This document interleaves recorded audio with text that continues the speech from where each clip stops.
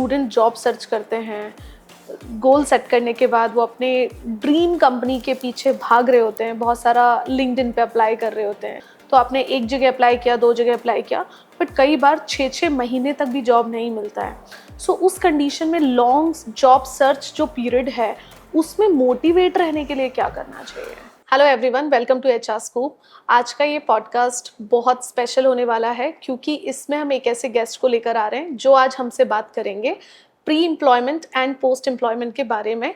जो डिस्कशन मुझे लगता है हर उस स्टूडेंट के लिए बहुत इम्पॉर्टेंट है और बहुत सारी चीज़ें जानने को मिलेंगी कि एक स्टूडेंट को अपने जॉब से पहले कौन सी प्रिपरेशन करनी चाहिए, कैसे करनी चाहिए, उसके ईजीएस्ट स्टेप्स क्या हैं, और जॉब लगने के बाद जो सबसे ज़्यादा तकलीफ़ें आती हैं बच्चों को कॉलेज से कॉर्पोरेट जाने में, वो सारी प्रॉब्लम के सॉल्यूशन आज आपको इस पॉडकास्ट में मिलने वाले हैं। सो मैं लेकर आ रही हूँ एक ऐसे ही हमारे स्पेशल सिंपलेस्ट गेस्ट जो दिल्ली से इंदौर आज एक इवेंट के लिए आए हुए थे, mister Neeraj. He is having 22 plus years of experience working as a vice president HR at Infogame. Welcome to Neeraj. Thank you so much. Thank you so much. How are you, sir? I am good. बहुत अच्छा लग रहा है। आपका बहुत podcast देखे हुए मैंने YouTube में यहाँ आने से पहले, तो थैंक यू सो मच, आपने मुझे इनवाइट किया। तो सर, हमारा जो पॉडकास्ट का डिस्कशन स्टार्ट होता है, इस एपिसोड की जो हम स्टार्ट करते हैं, so we just want you know cover your experience so that students and people can relate what you have done like last 22 years. आपने कैसे अपना करियर स्टार्ट किया, आपके एचआर का जो सफ़र था वो कैसा रहा? उससे पहले मैं थैंक यू इस क्वेश्चन के लिए। उससे पहले मैं अपनी जर्नी के बारे में कुछ बताना चाहूँगा। मैं एक लोअर मिडिल क्लास फैमिली में पैदा हुआ। मेरे दोनों माता पिता दोनों MTNL से रिटायर्ड हैं। मेरे दादाजी भी MTNL से ही रिटायर्ड थे, अब वो नहीं हैं। और हम 1 बेडरूम फ्लैट में रहते थे और हम 6 मेंबर्स थे, दादा दादी, हम 3 बहन भाई और मेरे पेरेंट्स। तो हमने वो टाइम देखा है जब हमारे को शायद एनुअल एग्ज़ाम्स के लिए पायलट पेन मिला करता था सिर्फ। तो वहाँ से यहाँ तक की जर्नी कवर करने में बहुत अच्छा लगता है। और मुझे ऐसा लगता है कि हर इंसान जो अपना लाइफ, अपना करियर बनाना चाहता है वो बना सकता है। बहुत अपॉर्चुनिटीज़ अवेलेबल हैं। कहीं ना कहीं आदमी की मेहनत में कमी रह जाती है और वो अपनी किस्मत को ब्लेम करता है। ट्रू। तो मैं तो सिर्फ यही कहना चाहूँगा कि अगर आपके दिल में कुछ चाह है, उसके लिए अगर आप काम करें तो आप कहीं भी पहुँच सकते हैं। बिल्कुल सही बात है। So true. तो उसके बाद मेरा जो HR का करियर स्टार्ट हुआ वो मैंने एक्चुअली कॉलिंग से स्टार्ट करी थी। मैं एक BPO में काम करता था, HCL BPO में। वहाँ से मेरी जर्नी स्टार्ट हुई, प्रोफेशनल जर्नी। और एक इंटरनल जॉब पोस्टिंग के थ्रू मुझे HR में मौका मिला। और मुझे मौका इससे मिला क्योंकि मैंने उस टाइम पे MS Excel पे अपना हाथ थोड़ा काफ़ी अच्छा कर लिया था, तो उनको एक MIS का बंदा चाहिए था। तो वहाँ पे मेरी एक अपॉर्चुनिटी HR में शुरू हुई। और मैं ये अपने फर्स्ट करियर के बारे में बता रहा हूँ, HCL के बारे में। वाह। और उसके बाद एक अच्छी चीज़ ये रही कि मेरे में हमेशा से एक जिज्ञासा थी कि मुझे कुछ नया करना है। मैं बहुत जल्दी बोर हो जाता हूँ काम से। तो और मैं हमेशा से ये सोचता हूँ कि ज़िंदगी बहुत छोटी है, तो जितना ज़्यादा आप सीख सकते हैं और जल्दी से जल्दी सीख सकते हैं वो आपको बहुत फ़ायदा करता है। वाह। तो उससे फिर मैंने पहले 4 सालों में HR के जितने भी गैमेट्स थे, चाहे वो पेरोल का था, मेडिकल इंश्योरेंस था, FNF सेटलमेंट था, ऑनबोर्डिंग था, ऑफबोर्डिंग था, सारा सीखा। वाह। उसके बाद मुझे 4 सालों के बाद एक अपॉर्चुनिटी मिली, ग्लोबल लॉजिक एक IT सर्विसेज कंपनी है जिसके अंदर मुझे HR बिजनेस पार्टनर की नौकरी मिली। और उसका भी एक्सपीरियंस मुझे HCL नहीं दिया क्योंकि मैं UK शिफ्ट में काम करता था जो 12 से 9 की शिफ्ट होती थी। बट मेरे एक मैनेजर ने बोला कि रात को एक नया प्रोजेक्ट आया है, वो 2 से 3 तुम्हें वहाँ जाके HR बनना है उनका। तो पूरी टीम में कोई भी तैयार नहीं था क्योंकि अपनी शिफ्ट करने के बाद रात को 3 बजे तक ऑफिस में बैठना, फिर लोगों से उनकी क्वेरीज इकट्ठी करना। That was additional to your work. That was additional to my work. Oh wow. That was in addition to my work क्योंकि सुबह पूरी शिफ्ट करनी होती थी 12 से 9 की। उसके बाद उन्होंने बोला कि तुम रुक जाओगे हफ्ते में 2 दिन। मैंने कहा हाँ जी रुक जाऊँगा। तो एम्प्लॉय रिलेशंस वहाँ से सीखा। उसी के बेसिस पे मुझे ग्लोबल लॉजिक में नौकरी मिली HR बिजनेस पार्टनर की। और वहाँ से मेरी जर्नी शुरू हुई। 4.5 साल HR business partner global logic में किया। अलग अलग रोल्स प्ले करे। उसके बाद फिर PwC गया, फिर थॉमसन रॉयटर्स गया। थॉमसन रॉयटर्स में मैंने रिक्रूटमेंट का रोल लिया जो मैंने पहले कभी नहीं करा था लाइफ में। तो मुझे लगा कि इसको भी करना चाहिए जिससे ये लगे कि आप एक वेल राउंडेड प्रोफेशनल बन सके। वो किया। बहुत दिक्कतें आई क्योंकि वहाँ पे लॉयर्स हायर करने होते थे, बट कभी डरे नहीं। बहुत बार गिरे फिर उठे, बहुत चैलेंजेस फेस किए, बट हार नहीं मानी। उसके बाद फिर थॉमसन रॉयटर्स के बाद मैंने एक मैंने IT स्टार्टअप में काम किया। वाओ। जहाँ पे मैं हेड ऑफ HR था उनका, 500 लोगों का। वहाँ पे एक अच्छा एक्सपीरियंस मिला। बहुत लोगों ने मना किया कि तुमने बड़ी बड़ी Tier 1 कंपनीज के साथ काम किया है तो तुम एक स्टार्टअप में क्यों जा रहे हो, बहुत रिस्क है। तो बट एक फेमस डायलॉग है, रिस्क है तो इश्क है।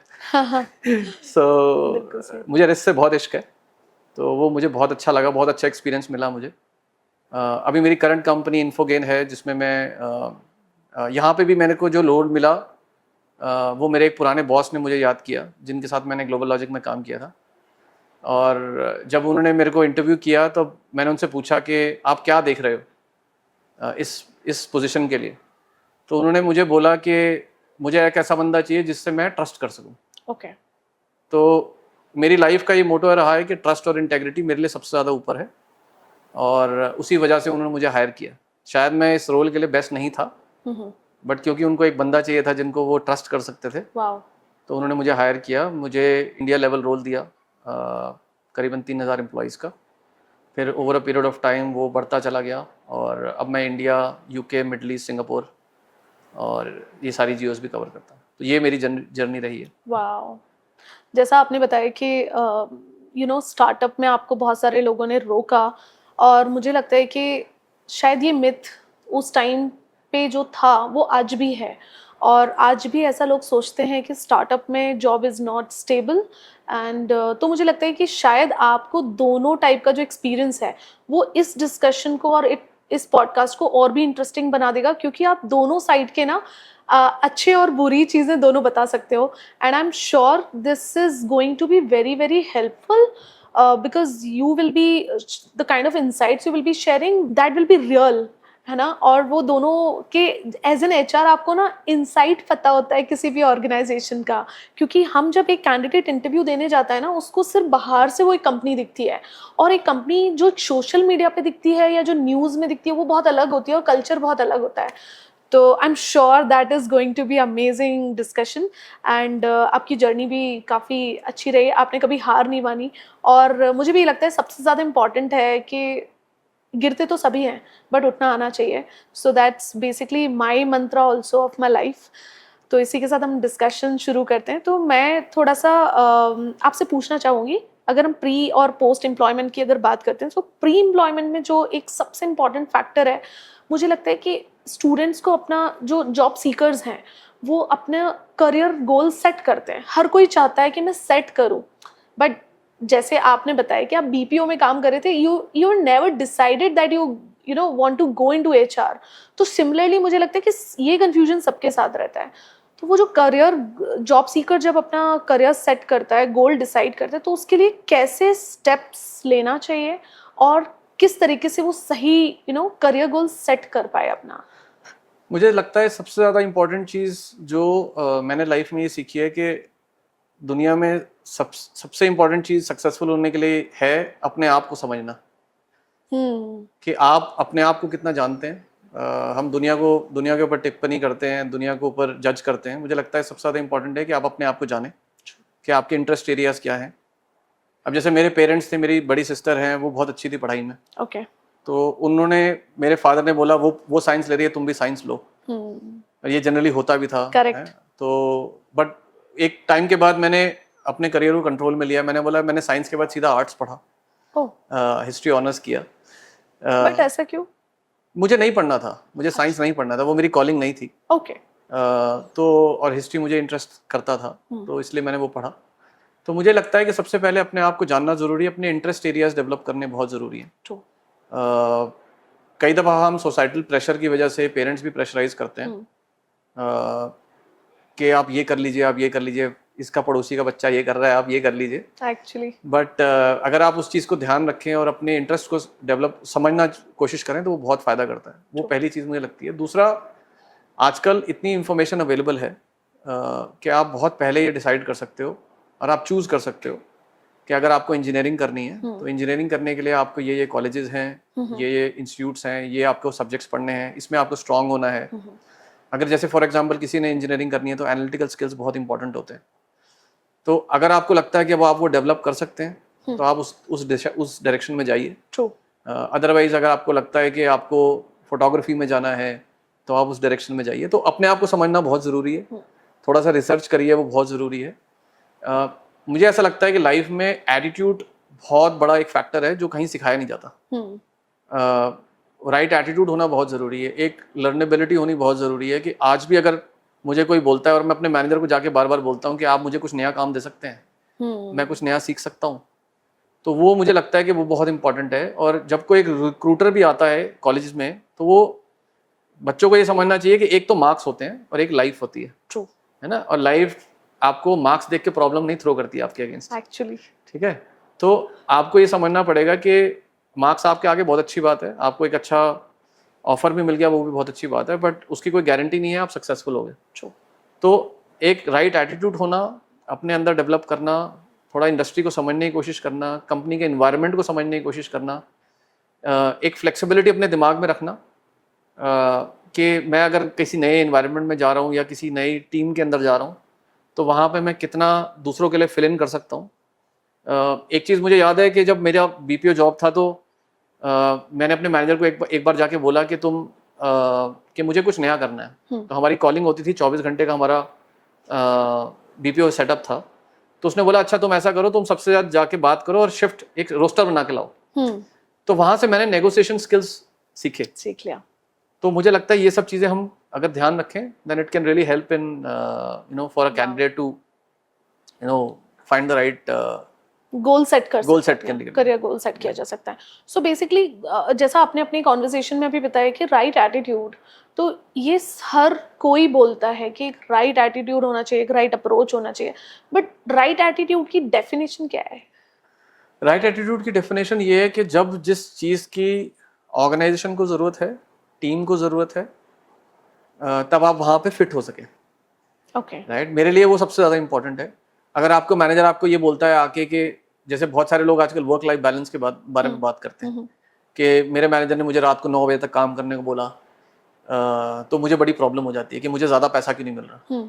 तो राइट एटीट्यूड का मतलब ये है कि आपके सामने जो भी प्रॉब्लम्स आ रही हैं, जो भी काम आ रहा है, आप उसको हंसते हंसते और हेल्प करने की कोशिश करिए, फ्लेक्सिबिलिटी दिखाइए towards new work, towards the problem. क्योंकि जितना जितना आप फ्लेक्सिबिलिटी दिखाएंगे उतना जितना आपके मैनेजर आपके ऊपर कॉन्फिडेंस दिखाएंगे।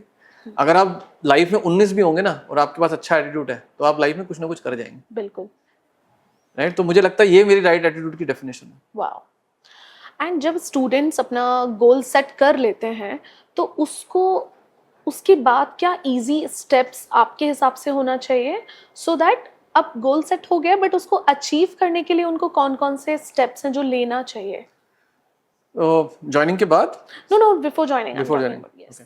सो जैसे मैंने पहले बोला कि जैसे आपने फॉर एग्जांपल गोल सेट किया कि मुझे फोटोग्राफी में कोर्स करना है। Yes right. तो उसके बाद मुझे लगता है कि गोल सेटिंग के बाद जो आपके इंटरेस्ट के एरियाज हैं उसके बारे में आप रिसर्च करिए, उसके बारे में पढ़िए, आप कुछ ऐसे मेंटर्स को ढूंढिए जो आपको लगता है जो आपको हेल्प कर सके तो गो इन दैट डायरेक्शन। और आजकल बहुत लोग अवेलेबल हैं जो फिलॉन्थ्रफी भी करते हैं, जो आपको हेल्प कर सकते हैं in terms of achieving your goals. तो रिसर्च करिए, पढ़िए उसके बारे में, कोचेस ढूंढिए, ये स्टेप्स हम ले सकते हैं towards going in that direction. Wow.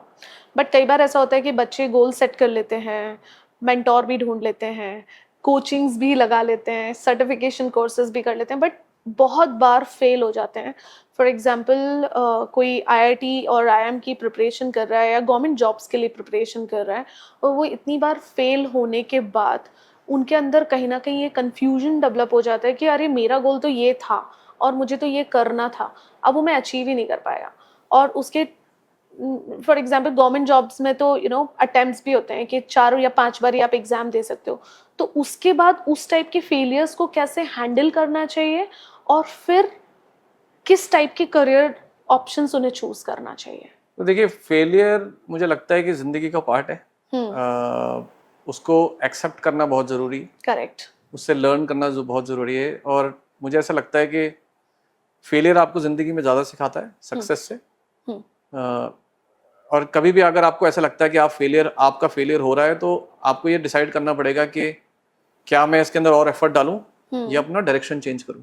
Wow. Right, तो आपको वो एक डिसीजन जरूर लेना चाहिए।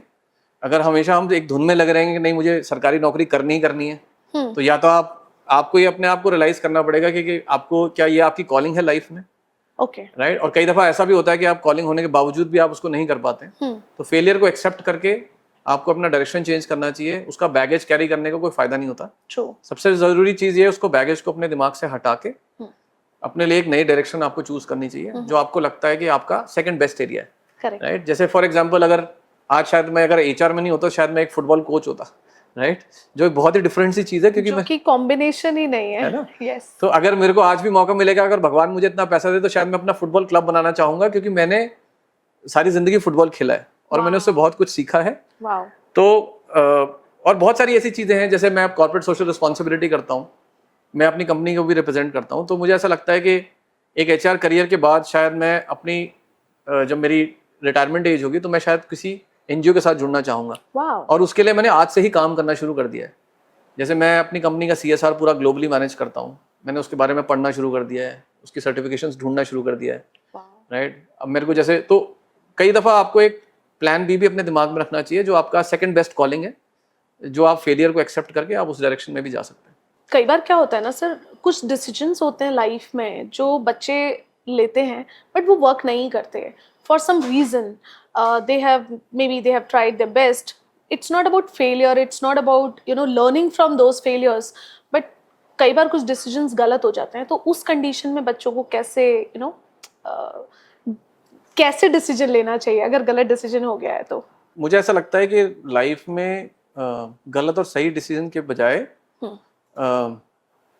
सही और एक्सपीरियंस के तरह से देखना चाहिए। ओके। कि कुछ डिसीजन ऐसे होते हैं जो हमें लगता है कि ये सही हो गए, और कुछ डिसीजन ऐसे होते हैं जो एक्सपीरियंसेस बन जाते हैं लाइफ। और मुझे ऐसा लगता है कि पेरेंट्स का एक बहुत इंपॉर्टेंट रोल होता है। जब बच्चों को ऐसा लगता है कि जब पेरेंट्स को लगा या बच्चों को ऐसा लगता है कि भाई ये डिसीजन गलत हो गया, तो पेरेंट्स और फ्रेंड्स और फैमिली जो होती है एक बहुत इंपॉर्टेंट रोल प्ले करती है। Very true. जो मुझे लगता है कि एक सपोर्ट सिस्टम एटलीस्ट हमारी इंडियन सोसाइटी में अवेलेबल है, तो वो उनको, मुझे लगता है कि उनको बहुत मदद करनी चाहिए बच्चों को, जिससे वो उस सिचुएशन से उभर पाए। करेक्ट। और वो कुछ भी हो सकते हैं। राइट, कई दफ़ा किसी गलत आदत में पड़ जाते हैं, कई दफ़ा गलत संगत में पड़ जाते हैं। तो पेरेंट्स का एक बहुत इंपॉर्टेंट रोल होता है, जो मुझे लगता है वो करना चाहिए। और एक्सेप्टेंस एक बहुत ज़रूरी चीज़ है। जो मुझे लगता है कि अगर आपसे कोई गलती हुई है तो उसको आप एक्सेप्ट करते हैं, तो मुझे लगता है कि वो आधी से ज़्यादा प्रॉब्लम सॉल्व हो जाती है। तो मुझे लगता है कि ये सब चीज़ें आप कर सकते हैं। पेरेंट्स का एक बहुत इंपॉर्टेंट रोल होता है, क्योंकि कई दफ़ा लाइफ में जो डिसीजंस होते हैं वो फेवरेबल नहीं होते, बट एक्सेप्ट करना उन डिसीजंस को, फिर आगे बढ़ना, वही एक तरीका मुझे लगता है कि एक इंसान ले सकता है। आपके हिसाब से जो एक, मुझे ऐसा लगता है आजकल बच्चों से ज़्यादा पेरेंट्स कंपटीशन में पार्टिसिपेट करते हैं बिटवीन अदर पेरेंट्स। सो क्या ये सही है? बिल्कुल सही है। मेरा बेटा है 12 साल का। जब उसको हमने स्कूल में डालना था, तो मेरी वाइफ ने बोला नहीं, ये 2-3 स्कूल हैं, इन्हीं में डालना है। हाँ। और मैंने उनको बहुत समझाया था कि नहीं, इन स्कूलों में मत डालिए। बट वो थोड़ी ब्रांड कॉन्शियस थी। हाँ। बट इवेंचुअली हमें बहुत टाइम लगा। अब वो 8th क्लास में हमने उसका स्कूल चेंज किया है। ओके। क्योंकि हर बच्चा डिफरेंट है। एग्जैक्टली। हर बच्चा बहुत डिफरेंट है, और मुझे ऐसा लगता है कि हर बच्चा बहुत तेज़ पढ़ाई में नहीं हो सकता है। अगर मैं आपको अपनी मार्कशीट्स दिखाऊं, तो मैं 3rd डिवीज़न का बच्चा हूं पूरी लाइफ। ठीक है, तो ये एक बहुत बड़ा एग्जाम्पल मुझे लगता है कि मैं हूँ लाइफ के लिए, कि ज़रूरी नहीं है कि हर बच्चा के पास बहुत अच्छे मार्क्स होंगे वो तभी लाइफ में सक्सेसफुल हो सकता है। और पेरेंट्स को ये समझना चाहिए कि बच्चे की कॉलिंग क्या है। अब जैसे मेरा बेटा है, उसको ड्राइंग करना बहुत पसंद है। ओके। तो मैं उसको इनकरेज करता हूँ कि आप उस तरफ जाएं, उस डायरेक्शन में जाएं। वाओ। तो पेरेंट्स का एक बहुत इंपॉर्टेंट रोल होता है कि सिर्फ ये सोच के कि इनका लड़का इंजीनियरिंग कर रहा है या इनका लड़का डॉक्टर बन रहा है, अगर आप उसको वही प्रेशर क्रिएट करेंगे तो हो सकता है वो कभी भी ना कर पाए। तो पेरेंट्स का बहुत इंपॉर्टेंट रोल होता है, और बहुत ज़्यादा कंपटीशन में लगता है पेरेंट्स आपस में अपने दोस्तों में बताने के लिए कि हमारा बच्चा फलाने स्कूल में पढ़ रहा है। यस, तो वो बहुत होता है जो पेरेंट्स को नहीं करना चाहिए, और मुझे लगता है कि एटलीस्ट हमारी जनरेशन जो है उसको बदलना चाहिए। यस, हमारे पेरेंट्स तो नहीं बदल पाएंगे, बट हमारी जनरेशन में थोड़ा थोड़ा चेंज हो रहा है, जो मुझे लगता है बहुत ज़रूरी है। ज़रूरी है। एंड जब स्टूडेंट जॉब सर्च करते हैं, गोल सेट करने के बाद वो अपने ड्रीम कंपनी के पीछे भाग रहे होते हैं, बहुत सारा लिंक्डइन पे अप्लाई कर रहे होते हैं, बट उस ड्यूरेशन में कई बार ऐसा होता है कि जब आप रिसेंटली पास आउट हुए कॉलेज से तो आपने एक जगह अप्लाई किया, दो जगह अप्लाई किया, बट कई बार 6-6 महीने तक भी जॉब नहीं मिलता है। सो उस कंडीशन में लॉन्ग जॉब सर्च जो पीरियड है उसमें मोटिवेट रहने के लिए क्या करना चाहिए? क्योंकि वो सबसे डिफिकल्ट होता है। I still remember those days when I was finding the job, and वो मोटिवेशन फैक्टर चाहिए होता है आपको। तो देखिए, एक चीज़ जो मुझे लगती है कि एटलीस्ट मैं जिस स्कूल ऑफ थॉट से था, या मेरे पेरेंट्स, क्योंकि हमारे पास इतने रिसोर्सेज नहीं थे, तो मेरी मदर हमेशा ये कहती थी कि तुम्हारे को कोई अपने पास बिठा ले, चाहे मुफ्त में ही काम करवा ले, बैठ जाना, वाओ, ठीक है। तो हमारे को उस स्कूल ऑफ थॉट से हमें शुरू करा। तो हमारे को जिसने जितना पैसा दिया, मेरी पहली जॉब में 7,000 रुपये मिलते थे। मुझे नोएडा से फरीदाबाद जाना पड़ता था, सुबह 7 बजे स्कूटर में पहुंचना पड़ता था। तो चाहे बारिश आए, चाहे आंधी आए, तूफान आए, हैव टू गो। तो मैं 7 बजे पहुंच जाता था वहाँ पे, और मैं सबसे दूर रहता था और मैं सबसे पहले पहुंच जाता था। तो अगर आपके दिल में वो जज्बा है कि मुझे लाइफ में कुछ करना है, चाहे आपको पैसे के बिना भी मिले, आपको करना चाहिए, क्योंकि एक्सपीरियंस की जो वैल्यू है ना, वो आपको आज नहीं समझ में आएगी, वो बाद में समझ में आएगी। अगर आपके पास, मैंने कई दफ़ा यूनिवर्सिटीज़ में देखा है, बच्चे कहते हैं कि नहीं मुझे इतना पैसा मिलेगा मैं तभी नौकरी करूँगा, यस, मुझे ये ड्रीम कंपनी मिलेगी मैं तभी जॉब करूँगा। कुछ साल पहले मुझे एक स्टूडेंट का फ़ोन आया एक्सेलराई से कि मेरे को कैंपस प्लेसमेंट नहीं हुई है। एक्सेलराई is one of the top HR institutions in India. तो उसने बोला कि मेरे पास मेरी कैंपस प्लेसमेंट नहीं हो पाई है, तो मेरे को जॉब चाहिए। तो मैंने बोला कि मैं आपको जॉब दे सकता हूँ, आई हैव एन अपॉर्चुनिटी। मैंने कहा आपकी सैलरी एक्सपेक्टेशन क्या है? तो उसने बोला 15 लाख। मैंने बोला नहीं, मैं आपको 10 लाख रुपए ही दे सकता हूँ, मेरा इतना ही बजट है। उसने बोला नहीं सर, मैं नहीं करूँगी जॉब। तो मुझे ऐसा लगता है कि जब आपको पता है, at times you have to also think that beggars can't be choosers, right. तो अगर आपको कोई अपॉर्चुनिटी दे रहा है, कम पैसे में दे रहा है, 6 महीने घर में खाली बैठने से अच्छा है कि आप कुछ एक्सपीरियंस ले लें, आप कहीं इंटर्नशिप्स कर लें, चाहे पेड मिले अनपेड मिले, आप उस तरह से भी अपना टाइम निकाल सकते हैं। क्योंकि एक फ्रेशर्स को ये लगता है कि उनके मार्क्स एक बहुत बड़ा डिफरेंशिएटर होता है, बट मेरे हिसाब से फ्रेशर के रेज्यूमे पे जितने इंटर्नशिप्स होते हैं, ज़्यादा से ज़्यादा उसको उतना अच्छा एक्सपीरियंस मिलता है और उसको उतनी अच्छी अपॉर्चुनिटी मिल सकती है। True. और खाली बैठने से अच्छा है कुछ कर ही लें, Right. चाहे पैसा मिल रहा है नहीं मिल रहा है। बिल्कुल सही। तो मेरे हिसाब से तो आप इस चीज़ को अगर इस तरह से देखें, शायद मैं थोड़ा ओल्ड स्कूल हूँ, आजकल के बच्चे बहुत डिफरेंटली सोचते हैं, बट कुछ ना करने से कुछ करने में ज़्यादा भलाई है, चाहे पैसा मिले ना मिले, क्योंकि पैसा तो मिल ही जाता है लाइफ में, सूनर और लेटर। और आप जैसे जैसे अपने स्किल्स और एक्सपीरियंस आपके पीछे आता रहता है, तो दुनिया आपके पीछे भागेगी नौकरी देने के लिए। 3 इडियट्स का डायलॉग है, राइट। यस, हाँ जी, वेरी नाइस। सो कई बार क्या होता है ना सर, लोग जॉब ढूंढ रहे होते हैं। अब एक डिफरेंस है, जॉब ढूंढने से ज़्यादा बड़ा चैलेंज आजकल जो बच्चों को बन गया है ना, सही जॉब ढूंढना। तो वो कैसे सही जॉब का डेफिनेशन उनको पता चलेगा कि this is the job which where I should apply, या फिर मैं कहीं भी जाके अप्लाई कर दूं और एक ये मेरे लिए सही जॉब है या नहीं है, ये डिफरेंशिएट करना कैसे पॉसिबल है? मुझे ऐसा लगता है कि पहले तो आपको देखिए, कुछ तो आपको एक्सपीरियंस से पता चलेगा कि आप इस जॉब में काम कर रहे हैं। मुझे ऐसा लगता है कि अगर आप कुछ लोगों को फॉलो करना शुरू कर दें, कुछ लीडर्स को फॉलो करना शुरू कर दें, कुछ ऑर्गेनाइजेशंस को फॉलो करना शुरू कर दें, ओके, देन आपको एक सही मैनेजर्स और मेंटर्स मिलने का बहुत अच्छा फायदा रहता है। और आजकल सोशल मीडिया की प्रेजेंस की वजह से, जैसे ग्लासडोर है, आप ग्लासडोर के पास ऊपर जाके कंपनीज के बारे में पढ़ सकते हैं, उनके कल्चर के बारे में पढ़ सकते हैं। So getting into the right culture, मुझे लगता है कि वो बहुत इंपॉर्टेंट चीज़ है। Working with right set of managers बहुत इंपॉर्टेंट है, क्योंकि जनरली एक ट्रेंड ऐसा बन भी गया है कि हर मैनेजर्स को, लीडर्स को भी ऐसे लोग चाहिए जो बने बनाए आए, जबकि ऐसा होता नहीं है। तो आपको you will have to find, आपको ऐसे लोग ढूंढने पड़ेंगे जो आपके लिए टाइम इन्वेस्ट कर सकें, आपको गलतियां करने के लिए अलाउ करें। अगर आप ऐसे मैनेजर्स को, लीडर्स को ढूंढ सकें थ्रू सोशल मीडिया, तो मुझे लगता है कि एक बहुत अच्छा तरीका है आप सही जगह पे पहुंचने का। बाकी देखिए कई दफ़ा ऐसा भी होता है, अभी मैं एक कॉलीग से यहाँ ही मिला था इवेंट में, तो उनसे मेरी बात हो रही थी, तो उन्होंने बोला कि मैं एक फाउंडर लेड कंपनी में काम कर रही हूँ और फाउंडर्स बदलना नहीं चाहते हैं। तो मैंने उनको समझाया, मैंने कहा कि या तो आप कुछ ऐसे प्रमोटर्स ढूंढिए आपकी कंपनी के अंदर जो आपको लगता है कि उनको इन्फ्लुएंस कर सकते हैं। करेक्ट। अगर आपको लगता है कि वो वहाँ पे ऐसे कोई लोग ही नहीं है तो उससे अच्छा है आप जॉब बदल लीजिए क्योंकि सही जगह पे होना भी बहुत जरूरी है। Exactly. और सही जगह पहुँचने के लिए कहीं ना कहीं से निकलना पड़ता है। बिल्कुल सही बात। तो आई थिंक सोशल मीडिया के थ्रू आप ढूंढ सकते हैं लोगों को, लीडर्स को ढूंढ सकते हैं, आप उनको फॉलो कर सकते हैं। और एक आजकल हर लीडर, हर मैनेजर सोशल मीडिया पे इतना एक्टिव है कि आपको उसके बिहेवियर के बारे में आप वैसे ही पता कर सकते हैं। ट्रू। तो आप कंपनीज को भी ढूंढ सकते हैं ग्लासडोर के थ्रू, सोशल मीडिया के थ्रू, यही तरीके हैं एक राइट अपॉर्चुनिटी को आइडेंटिफाई करने के लिए। बट जब आदमी शुरू करता है, just to conclude the point, जब आदमी शुरू करता है तब उसको ये नहीं सोचना है कि ये सही काम है, ये गलत काम है। जो भी काम आ रहा है आप समझो कि एक बहुत अच्छी बात मुझे एक मैनेजर ने बताई थी कुछ बहुत अर्ली इन माई करियर में। वो कहता है कि मैं हर 6 महीने में एक नया रिज्यूमे बनाता हूँ। ओके। और वो कहता है कि मैं जॉब ढूंढने के लिए रिज्यूमे नहीं बनाता हूँ, बट ये देखने के लिए बनाता हूँ कि मैंने क्या नया सीखा। ओके। तो अगर आप हर 6 महीने में बैठ के अपना रिज्यूमे दोबारा से बनाएं और आपके पास अगर कुछ नहीं है नया ऐड करने को, तो इसका मतलब आपने 6 महीने खराब कर दिए। Wow. That can be another way of you finding that are you really evolving. Wow. I think this is very useful. This can be a tool for a self-evaluation. Yes. So as you said, like social media. तो क्या networking आपके हिसाब से job placement में help करता है students को? बिल्कुल बिल्कुल। आई थिंक नेटवर्किंग एक बहुत अच्छा तरीका है। लिंक्डइन के थ्रू आप नेटवर्क करिए।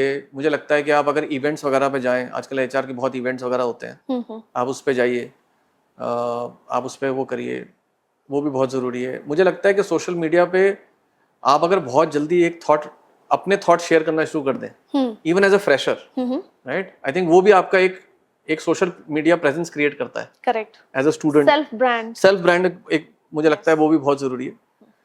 जितने जितने आप इवेंट्स में जाएंगे, आप लोगों से मिलेंगे, उनसे बात करेंगे, तो आई थिंक एक बहुत अच्छा तरीका है जो आप नेटवर्किंग के थ्रू जॉब्स वगैरह आपको अच्छी मिल सकती है।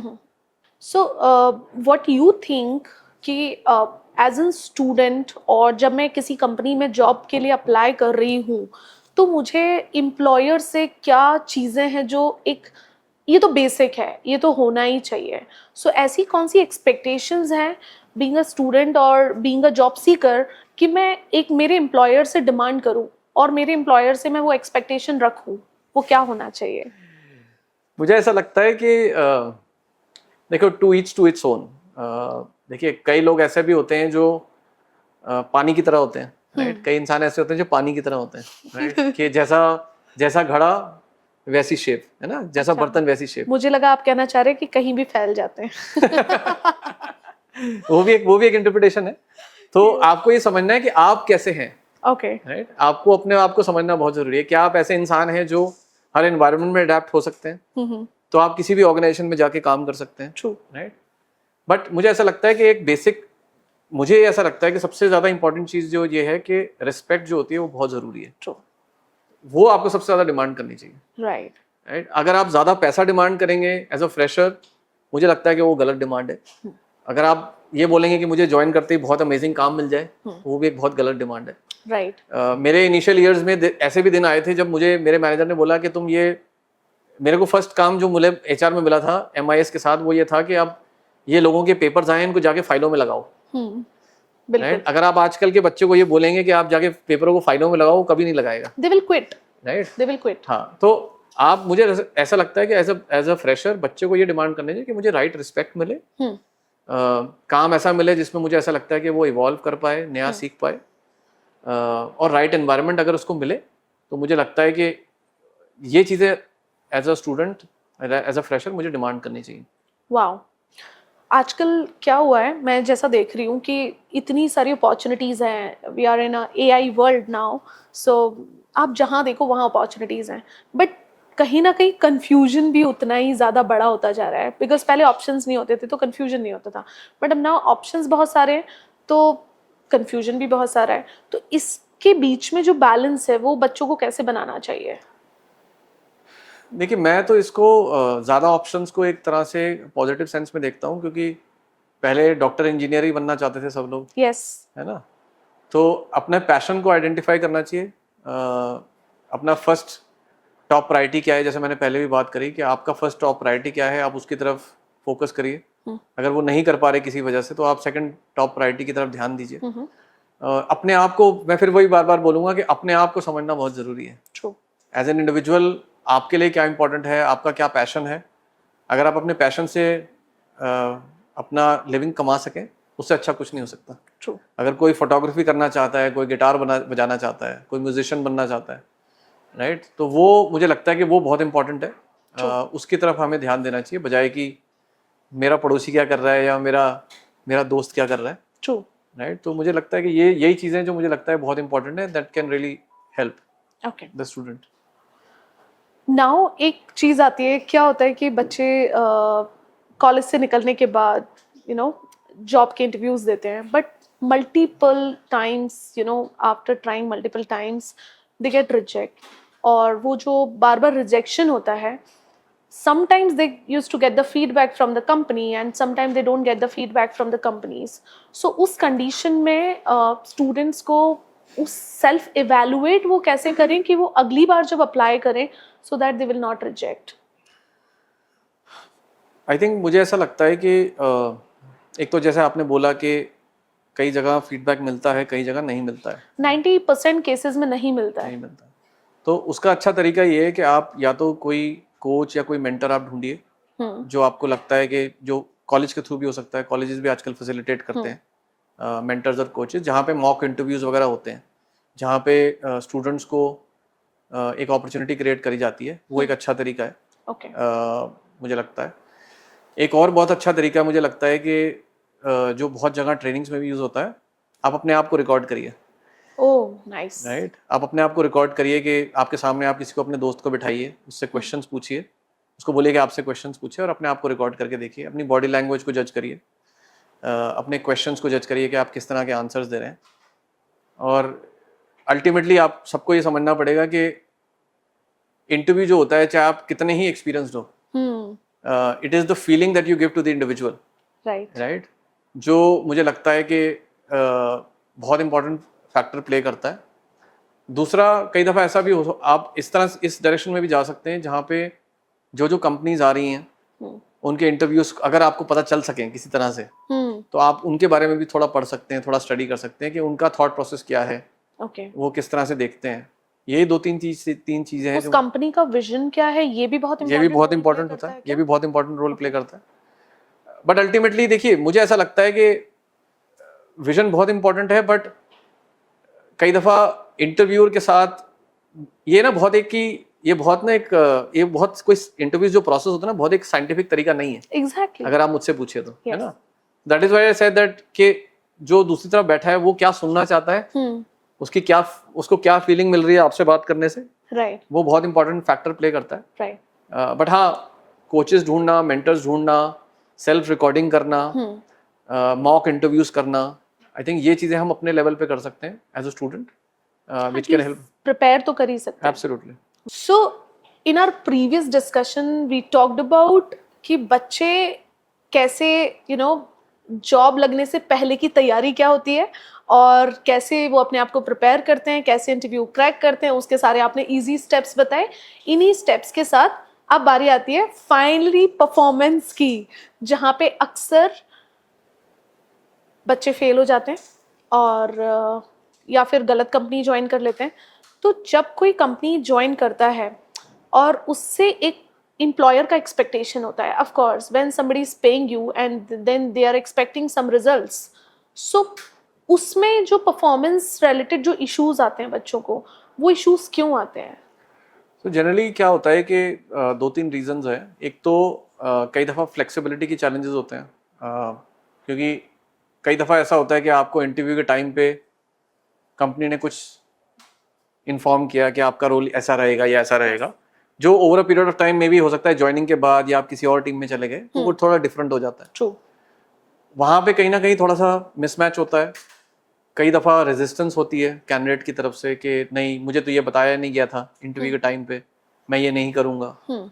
आईटी इंडस्ट्रीज में स्पेशली क्या होता है कि हमारे यहाँ क्या होता है कि अगर जैसे फॉर एग्जांपल कोई एक पर्टिकुलर डॉटनेट पे या जावा पे काम करता है और उसको बोलता है कि इसका कुछ एडवांस वर्जन सीख लो या अपना टेक्नोलॉजी चेंज कर लो, तो स्टूडेंट्स जो होते हैं वो बोलते हैं नहीं हम नहीं करेंगे, yes. हम नहीं सीखेंगे।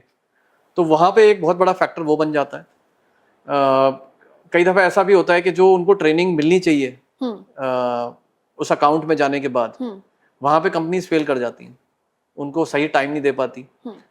तो वो भी एक इशू बन जाता है परफॉर्मेंस से रिलेटेड। तो यही मुझे लगता है मोटे मोटे 2 रीजंस बनते हैं, या तो एक कैंडिडेट की फ्लेक्सिबिलिटी का इशू होता है या मुझे लगता है कि कंपनीज जो एक लर्निंग देना चाहती है, जो देनी चाहिए उनको एक कैंडिडेट को, वो नहीं देती क्योंकि आजकल प्रॉपर ट्रेनिंग नहीं देती है। और ट्रेनिंग देखिए, ट्रेनिंग जो होती है वो क्लासरूम ट्रेनिंग से ज्यादा हैंड्स ऑन जो ट्रेनिंग होती है उसमें बहुत फायदा मिलता है। क्योंकि क्लासरूम में ट्रेनिंग्स जो होती है ना वो प्रैक्टिकल लाइफ से बहुत डिफरेंट होती है। हम भी जैसे कई स्टूडेंट्स को जैसे हम कैंपस से हायर करते हैं तो हम बच्चों को 3 महीने की क्लासरूम ट्रेनिंग देते हैं, बट जब वो ऑन द जॉब आते हैं तब उनको और बहुत डिफरेंट काइंड ऑफ चैलेंजेस आते हैं। तो कहीं ना कहीं कंपनीज भी वो फेल कर जाती हैं उनको एक प्रैक्टिकलिटी वाली ट्रेनिंग देने के लिए। और तीसरा मुझे लगता है कि कई दफ़ा जो उनके मैनेजर्स होते हैं जितना टाइम उनको इन्वेस्ट करना चाहिए उन कैंडिडेट्स के ऊपर वो भी नहीं देते हैं उनको। तो मुझे लगता है कि ये 3-4 रीजंस हो जाते हैं जहाँ पे एम्प्लॉयज जो होते हैं वो कहीं ना कहीं एज अ फ्रेशर या as an employee also fail कर जाते हैं। तो आपने ब्रॉडली 3 चीज़ें बताई। One is of course students का resistance towards not taking those roles which company is offering, और मे बी रॉन्ग JD और रॉन्ग जजमेंट। तो उस चीज़ को स्टूडेंट को कैसे हैंडल करना चाहिए और उनका क्या अप्रोच होना चाहिए? मुझे ऐसा लगता है कि आपको एज अ स्टूडेंट और एज अ कैंडिडेट अगर आपको बहुत ही कुछ ड्रास्टिकली डिफरेंट बोला जा रहा है करने को, राइट, या आपको लगता है कि ये बिल्कुल ही आपके अपने करियर के विजन के बिल्कुल अगेंस्ट है, तब तो आप रेजिस्टेंस दिखानी चाहिए आपको। बट एज अ कैंडिडेट मुझे लगता है कि अगर आपको थोड़ा सा लेफ्ट या राइट चलना पड़े तो उसमें कोई हर्ज नहीं होता, राइट। कई दफ़ा अगेन मैं IT का एग्जांपल दूंगा, हमारे यहाँ क्या होता है कि कई दफ़ा बेंच पे बहुत लोग बैठे होते हैं, करेक्ट, राइट। तो 3 महीने 4 महीने तक लोग बेंच पे बैठे रहते हैं, हम उनको अपॉर्चुनिटीज़ भी देते हैं और वो बोलते हैं नहीं मैं ये टेक्नोलॉजी नहीं करूँगा, नहीं मैं ये नहीं करूँगा, और इवेंचुअली हम उस सिचुएशन में पहुंच जाते हैं जहां हम बोलते हैं हमारे पास कोई जॉब नहीं है, and then they have to lose their jobs. तो मुझे ऐसा लगता है कि उससे अच्छा तरीका ये है कि जो आपके पास, और आपको ना थोड़ा एनवायरनमेंट को और टाइम को समझने की भी जरूरत होती है। अगर आपको ऐसा लगता है कि अपॉर्चुनिटीज, कोई भी कंपनी किसी को जबरदस्ती तो निकालेगी नहीं क्योंकि उसने इन्वेस्ट किया आपके ऊपर, ट्रेनिंग के ऊपर भी और आपको हायरिंग के ऊपर भी। तो कहीं ना कहीं अगर आपको ऐसा लगता है कि आप कुछ टाइम के लिए एक नई अपॉर्चुनिटी जो आपके शायद आपके मन की नहीं भी है, अगर आप उसको पिक करके थोड़े टाइम सर्वाइव करते हैं, then you can get another rotation and get into a job. That is one important thing which I can think of. अगर आपको लगता है आपके मैनेजर्स आपको सही टाइम नहीं दे पा रहे हैं तो उनके साथ जाके आप कॉन्वर्सेशंस कर सकते हैं, आप HR से बात कर सकते हैं। कोई भी अच्छी प्रैक्टिसिंग ऑर्गेनाइजेशन जहाँ पे कल्चर अच्छा होता है, इन चीज़ों को बहुत पॉजिटिवली लिया जाता है।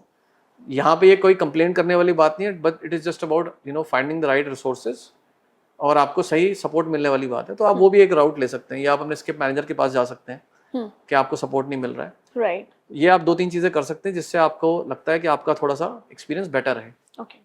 और एम्प्लॉयर को कौन सी चीज़ों पे ध्यान देना चाहिए जिसकी वजह से किसी बच्चे को ऐसी चीज़ें फेस ही ना करना पड़े? एज यू सेड, कई बार ट्रेनिंग नहीं देते हैं, कई बार उनको हैंड होल्डिंग जो मिलना चाहिए उनके प्रोविजन पीरियड के टाइम पर, specially for those 3 months, so most of the people leave their job during their provision period और may be terminated by the company. तो उसमें मुझे लगता है दोनों पार्टीज का मिस्टेक होता है। It's not that always one person is wrong. So उस चीज़ को एम्प्लॉयर की साइड से कौन से स्टेप्स और चीज़ें होना चाहिए जो आई थिंक किसी को जॉब स्टेबिलिटी में हेल्प करेगा?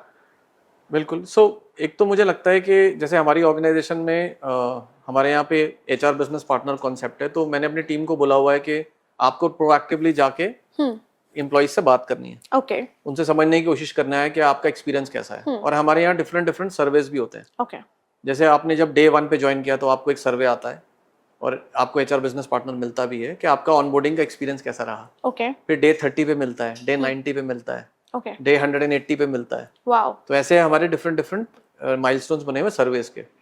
एक ये चीज़ है जो एम्प्लॉयर्स को करनी चाहिए। दूसरा, बहुत सारे ऐसे सर्वेज होते हैं जहाँ पे हम एम्प्लॉयज़ की परसेप्शन को जान सकते हैं कि उनके वहाँ के क्या क्या चैलेंजेस हैं। राइट जैसे हम great place to work certified company है, तो हमारे यहाँ पे उसके as part of that survey एक मैनेजर स्कोर कार्ड आता है। ओके उस मैनेजर स्कोर कार्ड में जितने भी, जैसे अगर फॉर एग्जांपल मैं मैनेजर हूँ और मेरे 5 रिपोर्टीज ने मेरे बारे में फीडबैक दिया है, तो मेरे को इंडिविजुअल फीडबैक ना मिलके मेरे टीम का फीडबैक जो मुझे मिलता है, तो हम उसको स्टडी करते हैं। ओके एम्प्लॉयर्स को, ऐसे मैनेजर्स को आइडेंटिफाई करना चाहिए जिनका अट्रिशन बहुत कम है और उनको अप्रिशिएट करना चाहिए, उनकी प्रैक्टिसेस के बारे में बताना चाहिए। और हम ऐसे मैनेजर्स को भी आइडेंटिफाई करते हैं जहाँ पे जिनके अट्रिशन बहुत हाई है। ओके इसका मतलब ये है कि इन टीम्स के अंदर मैनेजर्स राइट एक्सपीरियंस नहीं क्रिएट कर पा रहे हैं, वो राइट टाइप ऑफ सपोर्ट नहीं दे पा रहे हैं अपने एम्प्लॉयज़ को। तो ये तरीके हैं जो एम्प्लॉयर्स को करने चाहिए, जिससे वो पता कर सके कि कहाँ पे चैलेंजेस हैं। हम प्री एग्जिट इंटरव्यूज़ करते हैं, राइट, जहाँ पे अगर कोई बंदा छोड़ के जा रहा है उससे हम बात करते हैं कि आप किस रीज़न से छोड़ के जा रहे हैं, क्या ट्रिगर पॉइंट हुआ। कई दफ़ा क्या होता है कि जब जो कैंडिडेट होता है उसको आपको थोड़ा सा कुरेदना पड़ता है, राइट जब उसने रिजाइन किया। क्योंकि जब आपके पास जॉब होती है तब आप बोलते हो नहीं कॉम्पनसेशन रीजन है, बट हम ये कोशिश करते हैं, मैं अपनी टीम को भी ट्रेन करता हूँ कि उस ट्रिगर को ढूंढो कि किस दिन एक इंसान ने ये सोचा कि आज तो बस आज आता हो गई, आज मुझे रिजाइन करना ही करना है। तो उसको समझना बहुत ज़रूरी है, उसको उस डेटा को गैदर करना, उसको आगे मैनेजमेंट को बबल अप करना कि ये मैनेजर्स हैं या ये लीडर्स हैं जो अच्छे हैं और इन मैनेजर्स को कोचिंग चाहिए। मैनेजर्स को कॉन्स्टेंटली कोच करना चाहिए, उनको डिफरेंट ट्रेनिंग्स देनी चाहिए कि आपको मिलेनियल जो आजकल के बच्चे हैं वो बहुत डिफरेंटली सोचते हैं, ट्रू राइट। जैसे आज हम एक कॉन्वर्सेशन में लॉयल्टी की बात कर रहे थे, यस तो मुझे लगता है कि लॉयल्टी का कॉन्सेप्ट बिल्कुल खत्म हो चुका है, राइट। तो हमारे को ये आजकल की जनरेशन को समझना बहुत ज़रूरी है और मैनेजर्स को और लीडर्स को अपने आप को इवॉल्व करना बहुत ज़रूरी है ट्रू कि वो सही एक्सपीरियंस क्रिएट करें और वो कंपनीज को ही करना चाहिए। तो ये सारे स्टेप्स हैं, मुझे लगता है कंपनीज को लेने चाहिए। I completely agree, but unfortunately India में आज भी 50% ऑफ द कंपनीज जो MSMEs और छोटे स्टार्टअप्स में अगर मानूं, उनमें HR सिस्टम ही एग्जिस्ट नहीं करता है सर, अनफॉर्चुनेटली। सो उस टाइप की कंपनीज में अगर किसी का जॉब लगता है, आप बता रहे हैं कि जहाँ पे एक ऑलरेडी स्टेब्लिश सिस्टम है, वहाँ प्रोसेसेस हैं ये सारी चीज़ों को चेक करने के लिए। For example, there are only 6 people are working and they have very good idea of their startup और the small company, as you work with startup also, क्योंकि हर स्टार्टअप बहुत छोटे टीम साइज से शुरू होता है, वहाँ पे HR सिस्टम डे 1 पे नहीं होता है, ये सारी प्रोसेसेस डे 1 पे नहीं होती हैं।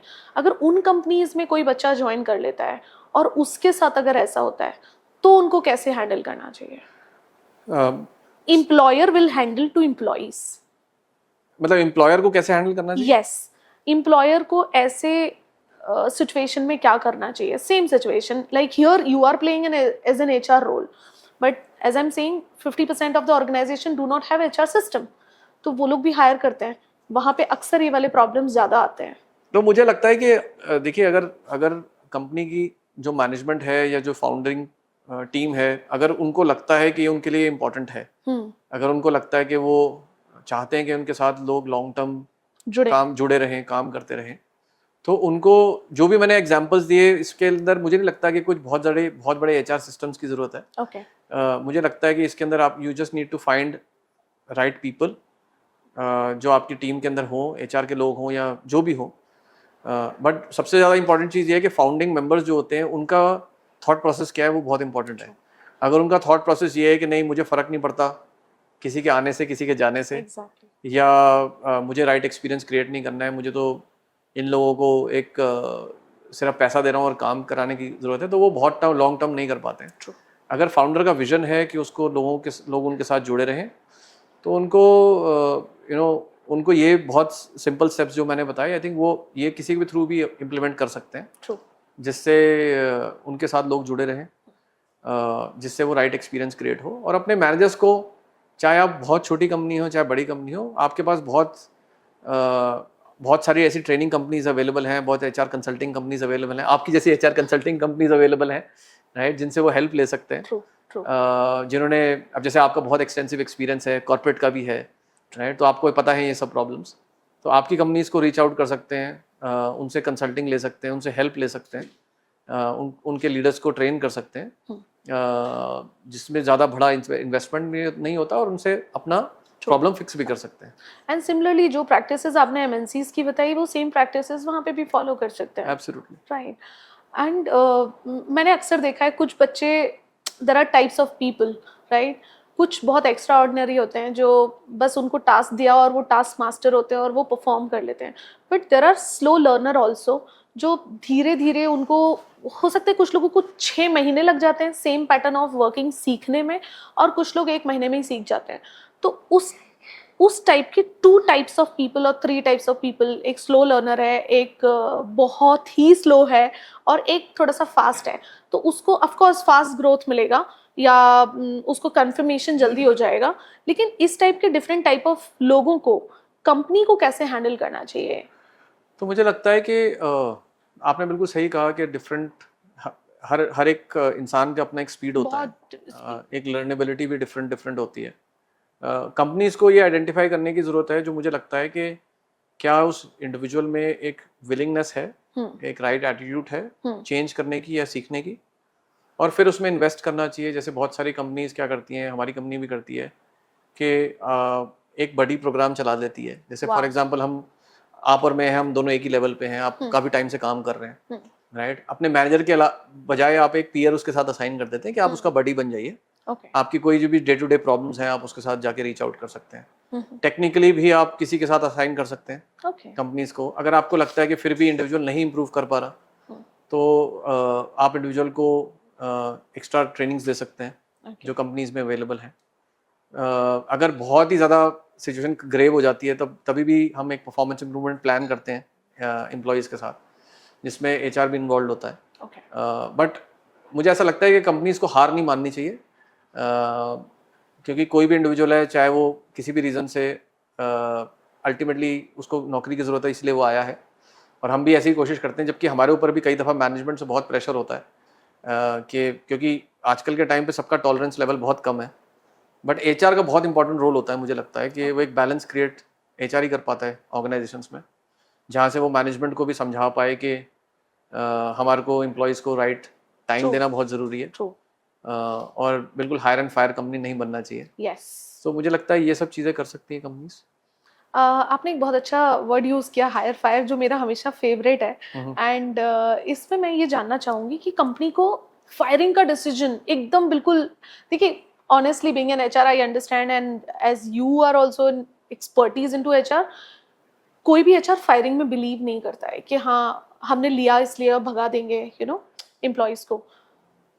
बट कंपनीज मैनेजमेंट का जो थॉट प्रोसेस होता है कि मेरा ये XYZ कॉस्ट है और ये कॉस्ट मेरा एक सैलरी कॉस्ट में जा रहा है, तो उसके लिए एज यू सेड कि टॉलरेंस लेवल बहुत कम है, तो ऐसी कौन सी सिचुएशन है जहाँ पे आके मैनेजमेंट को ऑनेस्टली फायर कर देना चाहिए लोगों को? मुझे ऐसा लगता है कि देखिए इसमें ना कैंडिडेट्स का भी बहुत मेजर रोल होता है और कंपनीज का भी रोल होता है, ठीक है। और एचआर को भी over a period of time ये समझना पड़ेगा कि एचआर का role, HR is not just a function for employees, it is also a function for the business, of course, right? And the role of HR is to, HR का role होना चाहिए business को successful करना, of course। और अगर वो HR के जितने भी फ्रेटर्निटी के लोग हैं अगर वो नहीं समझेंगे तो अल्टीमेटली मुझे लगता है कि HR एग्जिस्टेंस ही खत्म हो जाएगी, of course। तो कंपनीज को डिसाइड, मुझे ऐसा लगता है जैसे फॉर एग्जांपल आपका कोई बहुत बड़ा प्रोजेक्ट है, जैसे आपका कोई बहुत बड़ा रैम डाउन हो गया किसी प्रोजेक्ट के अंदर, राइट, तो कंपनीज को थोड़ा थोड़ा अपना एक टॉलरेंस लेवल मेंटेन करना चाहिए इन टर्म्स ऑफ कि हमें कितना ड्यूरेशन देना चाहिए। जैसे हम एज एन ऑर्गेनाइजेशन हम कोशिश ये करते हैं कि हर एक इंडिविजुअल जो अगर बेंच पे है या जिसके पास जॉब नहीं है तो उसको कम से कम 3 to 5 जेन्युइन अपॉर्चुनिटीज मिले, अच्छा, राइट। उसके पहले हम कभी डिसीजन नहीं लेते किसी के ऊपर भी, तो हम उसको अपॉर्चुनिटीज थ्रो करते हैं। हम उसको बोलते हैं आपके पास ये अपॉर्चुनिटी, आप इसको ट्राई करिए, इसको ट्राई करिए, इसको ट्राई करिए। बट अगर ऐसा लगता है कि बहुत ड्यूरेशन भी बहुत हो गया, और ये आईटी में बहुत बड़ा प्रॉब्लम है, अगर आप मुझसे पूछिए कि ये शायद दूसरी इंडस्ट्रीज में नहीं होगा, बट आईटी में लोग 3 से 6 महीने तक खाली बैठे रहते हैं, राइट। और प्रॉब्लम तब आती है जब हम उनको अपॉर्चुनिटीज थ्रो करते हैं कैंडिडेट्स को, और वो बोलते हैं कि नहीं हम ये नहीं लेंगे, ये हमारा स्किल नहीं है, या वो ये बोलते हैं नहीं हम दिल्ली में हम बैंगलोर नहीं जाएंगे, राइट।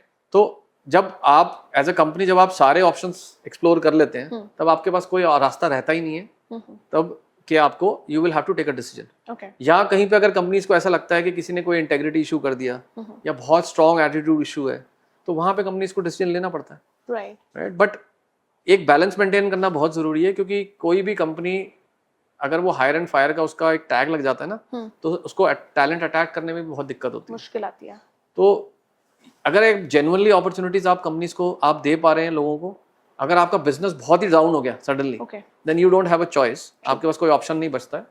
बट अगर आपको थोड़ा सा अपना टॉलरेंस रखना चाहिए मुझे लगता है कंपनीज के अंदर, और एचआर एक बहुत क्रिटिकल रोल प्ले करता है। जैसे हमारी कंपनी में कोई भी बंदा अगर बेंच से निकाला जाता है या उसको रिडंडेंसी होती है तो वो हमारा एचआर हेड अप्रूव करते हैं। तो हर एक केस को वो खुद रिव्यू करते हैं। और कई दफा ऐसा भी हुआ है कि हमने फ्रेशर्स जो थे बच्चे उनको 2-2 साल हमने खाली बिठा के रखा क्योंकि हम उनको बिल नहीं कर पा रहे थे। तो बट वो एचआर लेवल पे स्ट्रांग थे इसलिए हम वो मैनेजमेंट को वो आइडिया सेल कर पाए। तो HR has to play a very critical role. But as you said कि 2 साल तक खाली बिठाना मतलब कहीं ना कहीं हम उसकी स्किल सेट के साथ भी तो वो तो इम्प्रूव ही नहीं कर रहा है ना, और उसका ग्रोथ भी वहाँ पे मैंने बोला आई थिंक मैंने गलत शब्द यूज कर दिया, खाली बिठाने से मतलब वो बिल नहीं कर पाए। आई अंडरस्टूड कि हाँ उसके हम पास बिलिंग नहीं कर पाए, नहीं था, प्रोजेक्ट नहीं कर पाए, बट हम उनको क्या करते हैं हम उनको एज अ शैडो बना के रख देते हैं, राइट। बट अल्टीमेटली हम जिस बिजनेस में हैं सर्विसेज बिजनेस में हर एक इंडिविजुअल का बिलिंग होनी बहुत जरूरी है, राइट। तो हम उसको शैडो बना के रखते हैं, वो काम करते हैं, बट अल्टीमेटली ऑब्जेक्टिव ये होता है कि उनकी बिलिंग हो। और अगर 2 साल 2.5 साल तक बिलिंग नहीं हो पा रही है तो इसका मतलब कहीं ना कहीं कुछ गड़बड़ है, that's a cost to the company, right. तो वो हमारे को कहीं ना कहीं वहां पे वो डिसीजंस लेने पड़ते हैं। ओके एक सबसे इम्पोर्टेंट पार्ट आता है team work.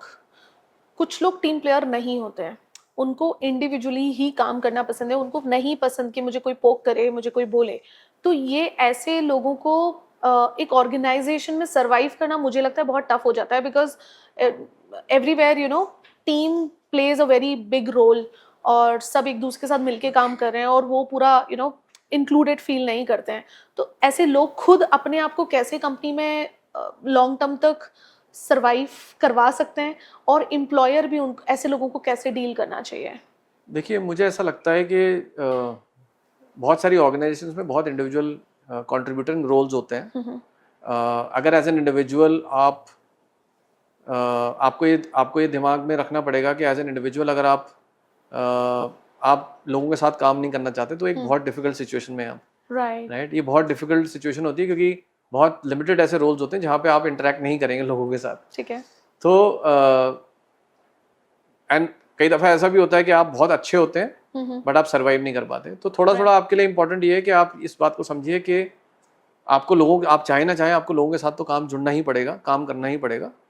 But as a management और as a manager of the team उनको भी हेल्प करनी चाहिए उन लोगों को, और लोगों को समझाने में, बाकी टीम मेंबर्स को समझाने में कि भाई ये इंडिविजुअल डिफरेंट है, इसका कुछ स्किल है जो बहुत डिफरेंट है। बट उन लोगों को ऐसी पोजीशन में डालना चाहिए जहाँ पे एम्प्लॉय इंटरेक्शन या टीम इंटरेक्शन कम से कम हो। सो बेसिकली आपका कहना है कि टीम वर्क तो रहेगा, बहुत इंपॉर्टेंट रहेगा ही रहेगा, वो रहना ही चाहिए एक रोल में। Absolutely. Okay so thank you so much Neeraj ji. I mean मुझे लगता है ये डिस्कशन बहुत ही यूजफुल होगा हर उस स्टूडेंट के लिए जो अभी रिसेंटली पास आउट होने वाला है या फिर कॉलेज में स्टडी कर रहा है, और उनको पता चलेगा कि पहले से वो, मुझे लगता है फर्स्ट ईयर के स्टूडेंट आज से ही तैयारी करेंगे तो उनको 4 साल मिल जाएंगे, 3 साल मिल जाएंगे। इस तरीके की जो आपने छोटी छोटी स्टेप्स बताई हैं, छोटी छोटी सॉल्यूशंस बनाए हैं, और कैसे वो इंटरव्यूज़ के इवैल्यूएशन के बेसिस पे अपना सेल्फ एनालिसिस कर सकते हैं और अपने आप को ग्रूम कर सकते हैं। एंड सिमिलरली ऑर्गेनाइजेशन में जाने के बाद जो छोटे छोटे चैलेंजेस आते हैं, मुझे लगता है वो बहुत ही बेसिक चैलेंजेस हैं और वो हर कोई फेस करता है, मैंने भी फेस किया है। तो उन चैलेंजेस से भी बाहर आने के लिए ये वीडियो उनको बहुत हेल्प करने वाला है। So this was wonderful discussion with you. Thank you so much for joining us on HR Scoop. Thank you so much for inviting me. Thanks. It was a pleasure talking to all of you. All our pleasure. Thank you so much. Thank you. Thank you so much.